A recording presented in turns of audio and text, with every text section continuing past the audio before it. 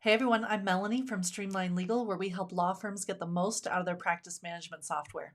Tonight we are talking about the average case value, and specifically we're talking about how to track that in Clio. So average case value is a fantastic thing to know, especially if you are setting goals for the future or if you're trying to work backwards from your goals so that you know how many cases you need, you know how many potential clients you need, so on and so forth.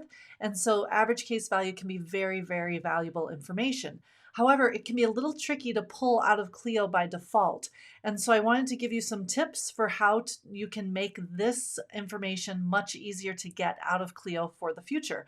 And if you'd like, you can go back and fill in this information and it will help you.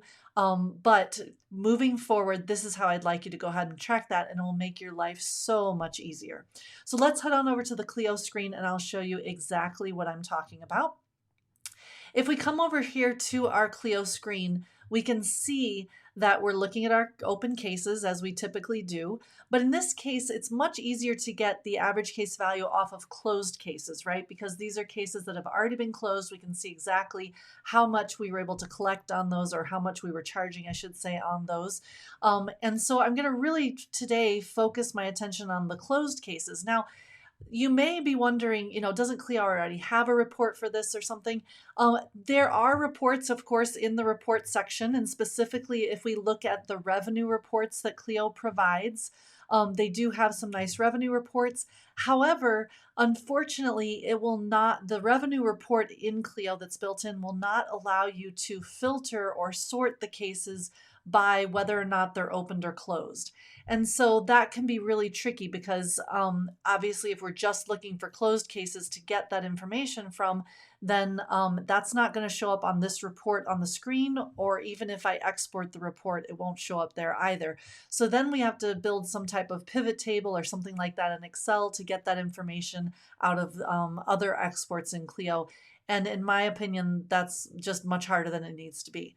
So instead, what I'd love to see you do is we're going to go ahead and come over to our matters, and we're going to create two new custom fields. And if you look at this matter, you'll see that I've got them on here. The first one is called the total fee billed. Okay, I want to know on each of my closed matters, how much did we bill, right? And if you'd rather see how much you're collecting, we can do that too. But for this case, I really just wanted the average case value, whether we were able to collect it or not, right? Collections would be a whole different story. But I'm going to go ahead and put in the total fee billed.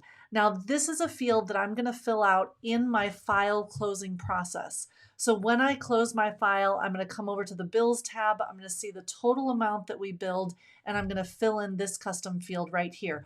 Or rather, I'm going to let an administrative assistant or somebody else do that for me, since that's information that's fairly easy to find in Clio.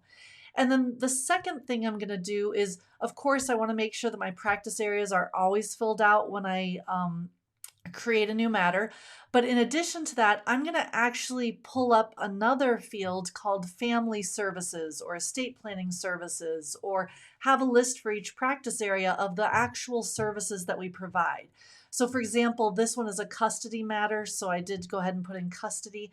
I want to be able to put in the different types of cases we handle so that I can see for each type of case what is my average case value, not just for all of our family law cases, not just for all of our estate planning cases, but how much are we getting, or how much is our average case value for, a divorce versus a custody matter. And hopefully you're splitting up your matters that way. If you're not, it can be a lot trickier to track.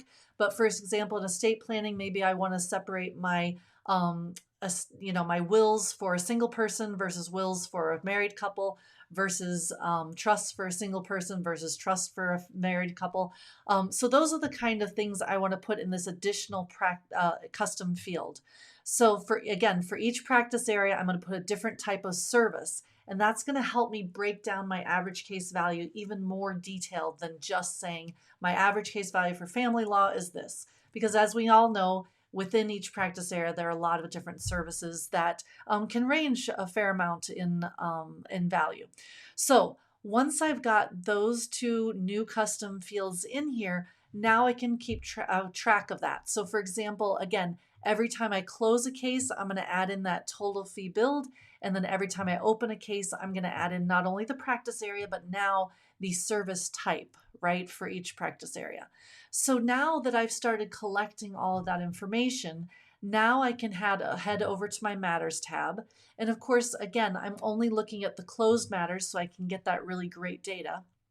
And I'm going to go ahead and filter this screen so that I can see.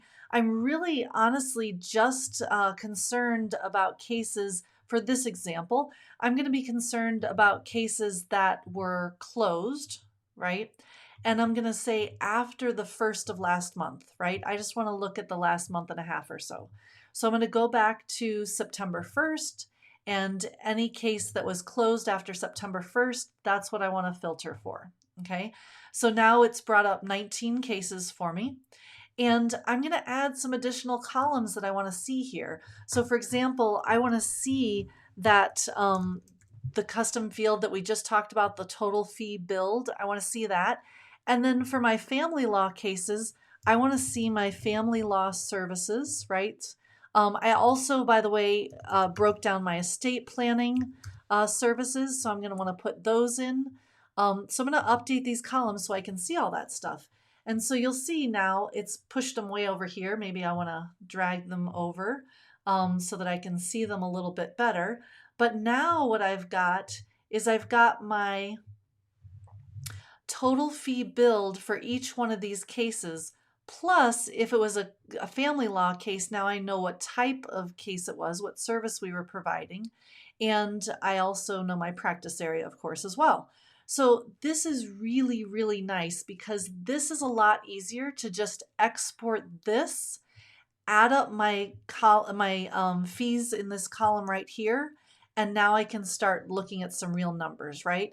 But keep in mind, I may want to filter this further, right? So if I really want to get granular about it, now I want to take a look here and I want to go ahead and filter by the family services, right? And I really only want to look at my divorce cases. So I'm going to go ahead and apply that filter in addition to our closed file date.